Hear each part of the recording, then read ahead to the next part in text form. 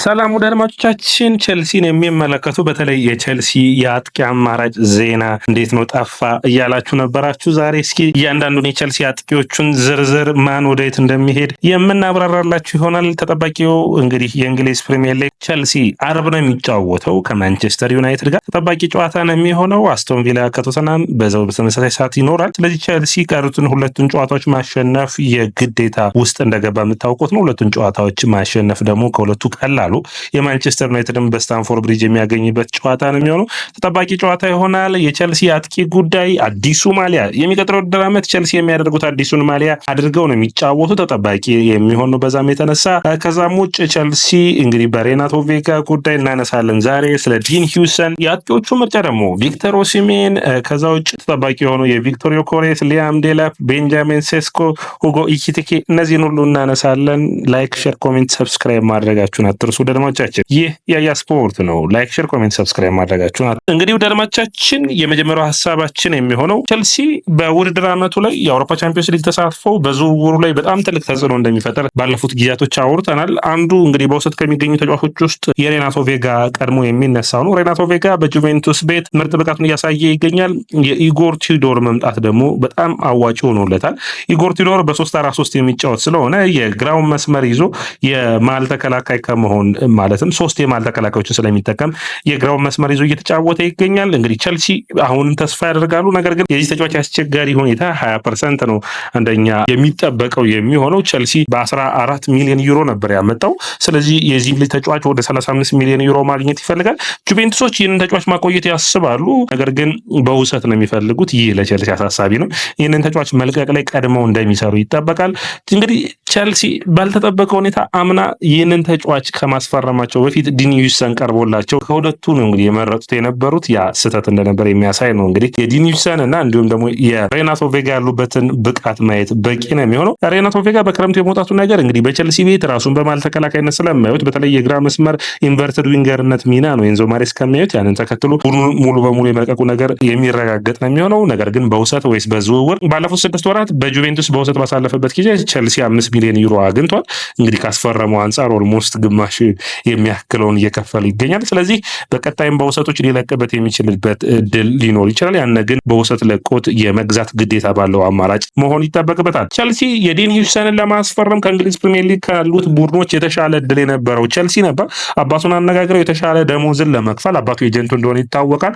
የዲን ሂውሰን ትንሽ የሚያስቸግረው ምንድን ነው? አሁን እንግዲህ ሪያል ማድሪድ እዚህ የዝውውር ሁኔታ ላይ ጣልቃ ገብቶ የዲን ሂውሰንን ቤተሰቦች እንዳነጋገረና እንዲሁም ጠበቆች እንዳነጋገረ ብዙ መረጃዎች እየወጡ ይገኛሉ።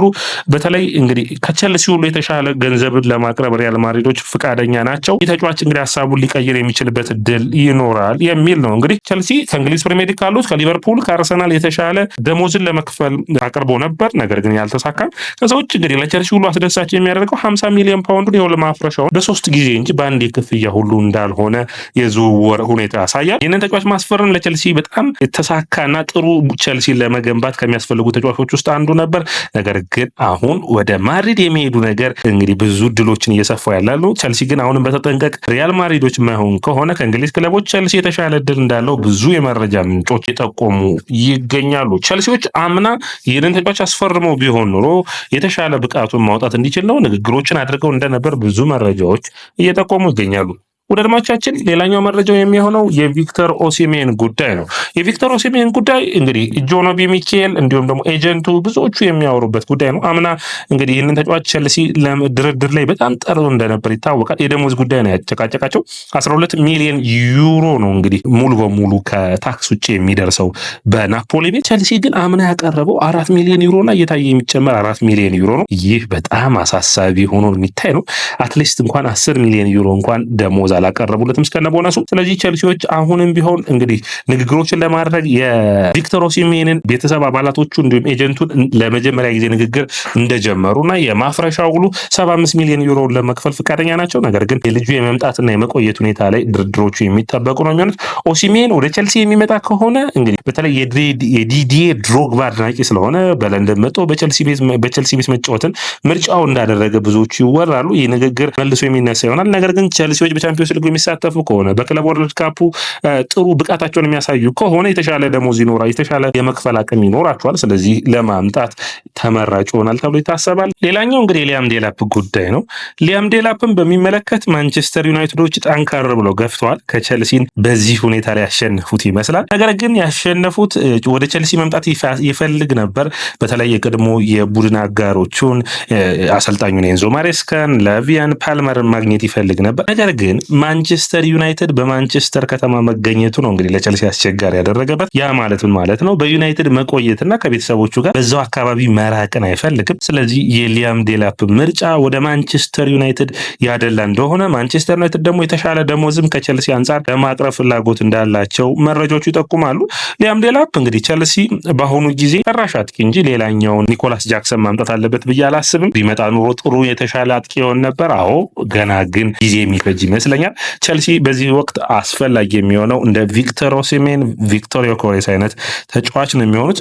ያንን እንግዲህ የሚያደርግ ከሆነ በዝውውር መስኮት የምናየው ይሆናል። ሌላኛው የሚሆነው የቤንጃሚን ሴስኮ ጉዳይስ እንዴት ሆነ ነው። እንግዲህ በቤንጃሚን ሴስኮ ጉዳይ አርሰናሎች ወደ ቪክቶር ዮኬሬስ ማድላታቸውን ተከትሎ ቸልሲ አሁንም ከእያንዳንዱ ተጫዋቾች ጋር ንግግሮችን አድርገዋል። በመጨረሻ የሚያስፈርሙትን ውሳኔ እስከሚያቀርቡ ድረስ ቤንጃሚን ሴስኮን እንዲሁም ደግሞ ሁጎ ኢኪቲኬን ሁለቱንም ወደ ጀርመን አቅንተው ንግግሮችን አድርገዋል። የትኛው ተጫዋች ግን የመጨረሻ ፍላጎት ኑሮት ወደ ቸልሲ ይመጣል የምናየው ነው የሚሆነው። ቸልሲ በዝውውር መስኮት ላይ ጠንክረው ከሚሰሩት ቡድኖች ውስጥ አንዱ ነው የሚሆነው። የተሻለውን ተጫዋች ለማስፈረም ጥረትን ማድረግ የሚጠበቅባቸው ይሆናል። ከሁለቱ አጥቂዎች ማወዳደር የሚቻል ይመስለኛል። ለቸልሲ የትኛው የተሻለ ይጠቅማል? ሁለቱም ረጅም አጥቂዎች ናቸው። ቤንጃሚን ሴስኮ የተሻለ ጨራሽ ሆኖ ይታየኛል ከሁጎ ኢኪቲኬ አንጻር። ሁጎ ኢኪቲኬ ጃክሰንን ተመሳሳይ ባህሪ ያለው ሊንክ አፕ ፕሌው በጣም ጥሩ ነው። ነገር ግን ቤንጃሚን ሴስኮ ደግሞ የተሻለ ፐርፎርማንሱ ላይ ጥሩ ብቃቱ ላይ የሚገኝ ተጫዋች ሆኖ ያዋሉ። ለቸልሲ ደግሞ በቆመ ኳስ ላይ ጠንካራ ነው፣ ሹት ያደርጋል። ከሳጥን ውጭ ድሎችን ካገኘም የተሻለ አጥቂ ሆኖ ይታያል። ስለዚህ ቸልሲ በክረምቱ ዝውውር መስኮት የአጥቂ ምልመላው መሆኑም እንደቀጠለ ነው። የቪክቶር ዮኬሬስ ጉዳይ አርሰናሎች ገፋ ብለው እየሄዱ ነው።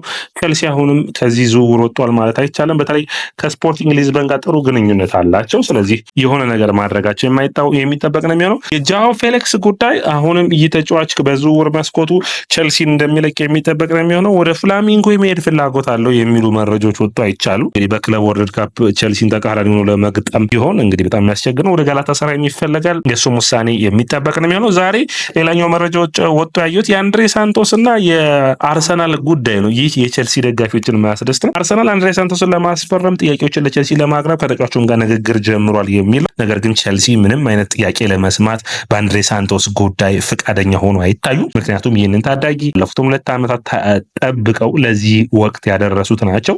ስለዚህ ከትልልቅ ክለቦች በቀላሉ ሁኔታ ይለቃል ተብሎ አይጠበቅም። ከዛ ውጭ ደግሞ ቸልሲም ከፍተኛ የሆነ ገንዘብ የሚጠይቅ ይሆናል። አንድሬ ሳንቶስ የመጫወቻ ጊዜን ሊፈልግ ይችላል። ነገር ግን አርሰናልም የተሻሉ አማካኞች አሉት። ስለዚህ ከቸልሲ እኩል ስለዚህ በቋሚነት የመሰለፍ እድል ለማግኘት ነው የሚሄድ ብሎ ራሱ ምክንያት መስጠት የማይቻል ይሆናል። ነገር ግን ባየር ሙኒክም የዚህ ተጫዋች ፈላጊ እንደሆነ መነሳት የሚጠበቅ ነው የሚሆነው። ሌላኛው የመጨረሻችን የሚሆነው ስቴፋ ዊሊያንስ የወቅታዊ ብቃቱ እንግዲህ በብራዚል እያነጋገረ ይገኛል።